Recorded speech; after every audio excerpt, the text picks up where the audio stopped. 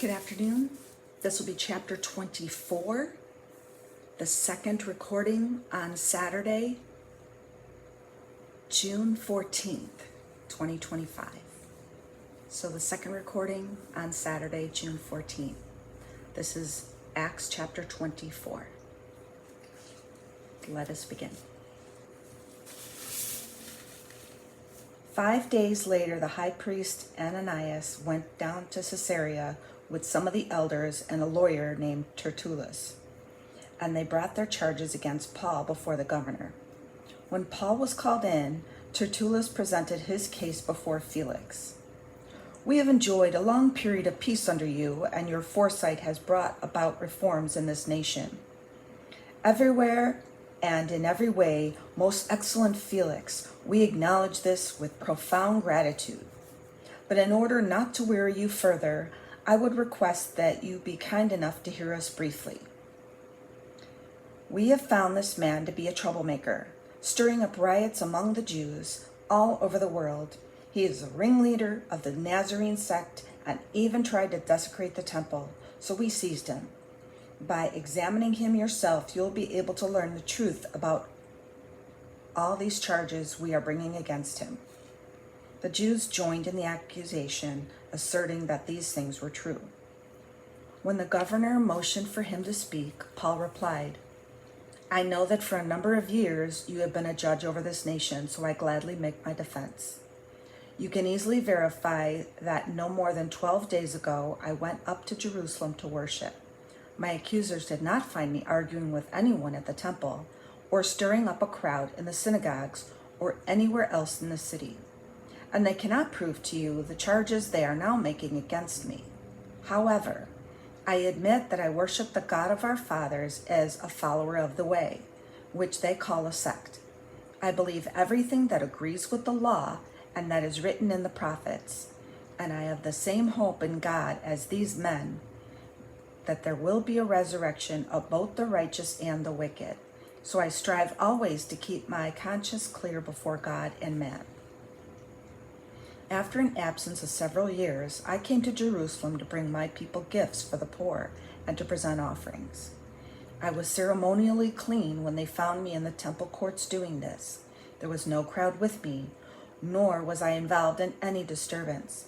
But there are some Jews from the province of Asia who ought to be here before you and bring charges if they have anything against me.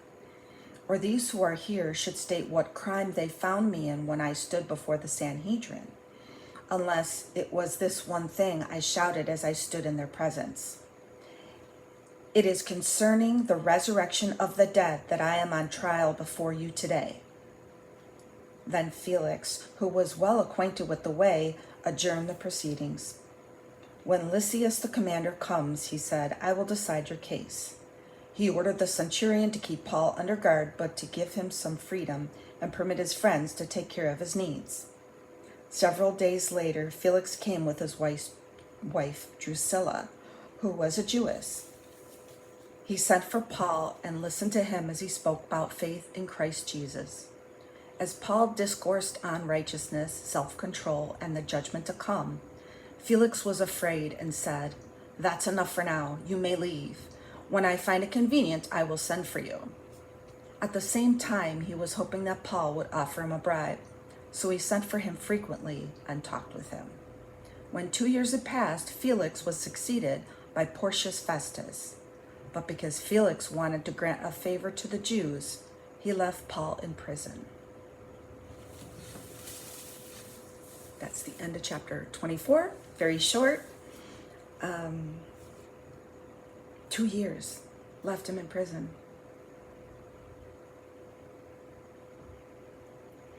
So, my brothers and sisters, when you face trials of any kind, remember Paul was kept in prison for believing and for spreading the gospel. They didn't like it. They claimed he rioted. He didn't riot.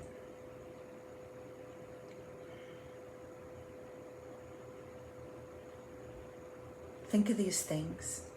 when you engage in any activities.